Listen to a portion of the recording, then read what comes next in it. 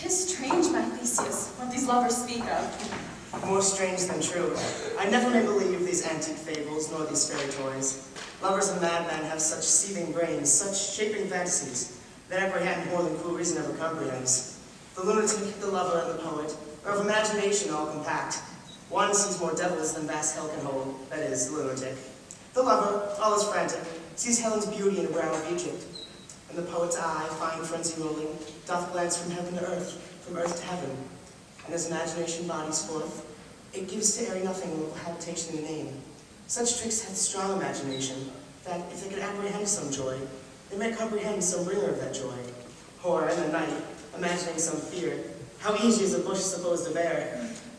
And so the story of night told over, and their minds transfigured so together, more witness it than fancy images, but gross is something of great constancy, yet howsoever strange and admirable.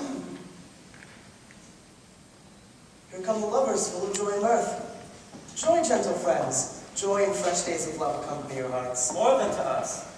Wait in your royal walks, your board, your bed. Come now.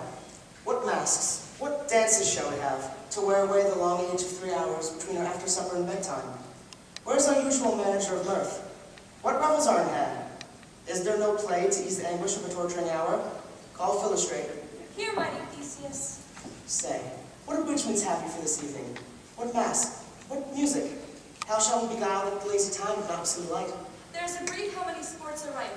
Make choice of which your highness will see first. The battle of the centaurs to be sung by an Athenian eunuch to the harp. Will none of that.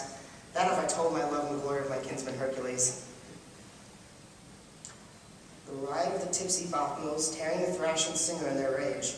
That is an old device, one that was played when I from Thebes came last to conquer.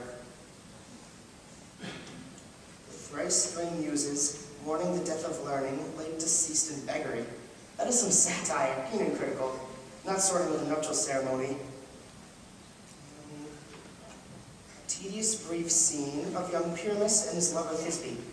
Very tragical mirth. Merry and tragical. Tedious and brief.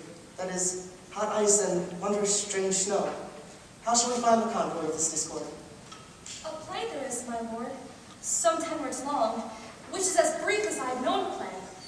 But by 10 words, my lord, it is too long, which makes it tedious, for in all the play, there is not one word act, one player fitted, and tragical, my noble lord, it is. For Pyramus therein doth kill himself, which, when I saw rehearsed, I must confess, made mine eyes water. But more merry tears the passion of loud laughter never sheds. Who are they that do play it? Hard-handed men that work in Athens here, which never labored in their minds till now, and now have toiled their unbreathed memories with the same play against your nuptial. And we will hear it. No! My noble lord, it is not for you. I've heard it over, and it is nothing, nothing in the world, unless you can find sport in their intent, extremely stretched and caught with full pain to do you service. We will hear that play. For never anything can be amiss, if simpleness and greed tender it. Let them make. And ladies, take your places. I love not to see wretchedness recharged, and duty in her service perishing. Why, gentle sweet, you shall see no such thing. He says he can do nothing of the kind. The kinder read to give them thanks for nothing. Our sport shall be to take what they mistake, and what poor duty cannot do, noble respect takes it in might, not merit. Where I have come, great clerks have purposed to greet me with premeditated welcomes, where I have seen them shiver and turn pale, make periods in the midst of sentences, and throttle their practiced accents and their fears, and in conclusion have dumbly broke off, not paying me a welcome.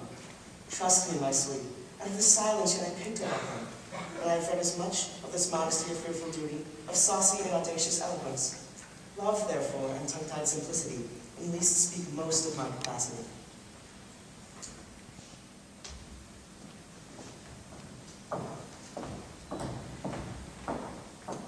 So please your grace, the prologue is addressed. Let him approach.